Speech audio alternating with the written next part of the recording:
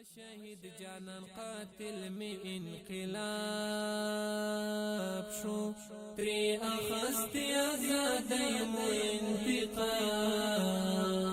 شو تری اخستی آزادی مو انتقام شو دا شهید جانان قاتل می انقلاب شو تری اخستی آزادی مو انتقام شو تری اخستی آزادی مو انتقام شو بی خوبی لامل می چا د هجر زور دا بی خوبی لامل می چا د هجر زور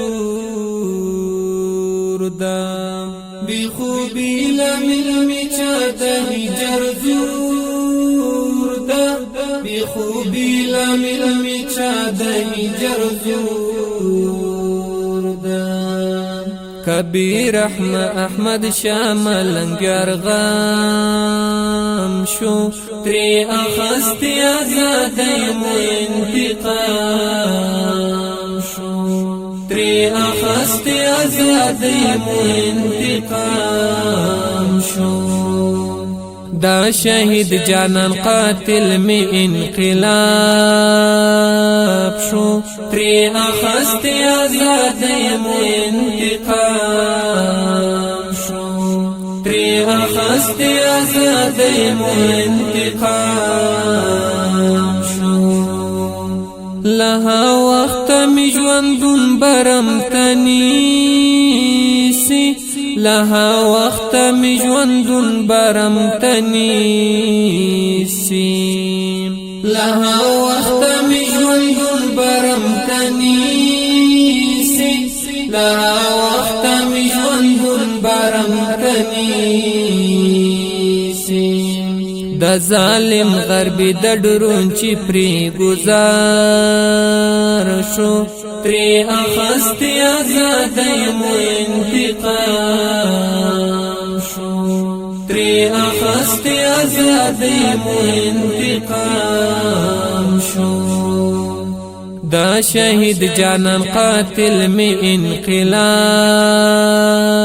شو تری اخستی آزادی مو انتقام شو تری اخستی آزادی مو انتقام شو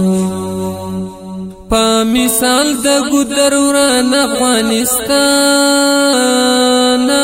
پا مثال د ګدروران افغانستان پا مثال د ګدروران افغانستان پا مثال د ګدروران افغانستان چنارو نادی د مرگ په خوب ودا شو تری اخستی آزادی مو انتقام شو تری اخستی آزادی مو انتقام شو دا شهید جانان قاتل می انقلاب شو تری اخستی آزادی مو انتقام شو تری اخستی آزادی مو انتقام شو امیدنا دی ساتل د بیت المال کا امیدنا دی ساتل د بیت المال کا امیدنا دی ساتل د بیت المال کا امیدنا دی ساتل د بیت المال کا ور نظر مد ظلم یو هر ارمان شو تری اخستی آزادی مو انتقام شو تری اخستی آزادی مو انتقام شو دا شهید جانان قاتل می انقلاب شو تری اخستی آزادی مو انتقام شو تری اخستی آزادی مو انتقام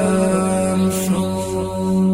اخ اسی بدری لزاننا دراکیم اخ اسی بدری لزاننا دراکیم اخ اسی بدری لزاننا دراکیم اخ اسی بدری لزاننا دراکیم در پسی می د ژوندون مړوي کتاب شو تری اخستی آزادی مو انتقام شو تری اخستی آزادی مو انتقام شو دا شهید جانان قاتل می انقلاب شو تری اخستی آزادی مو انتقام شو تری اخستی آزادی مو انتقام شو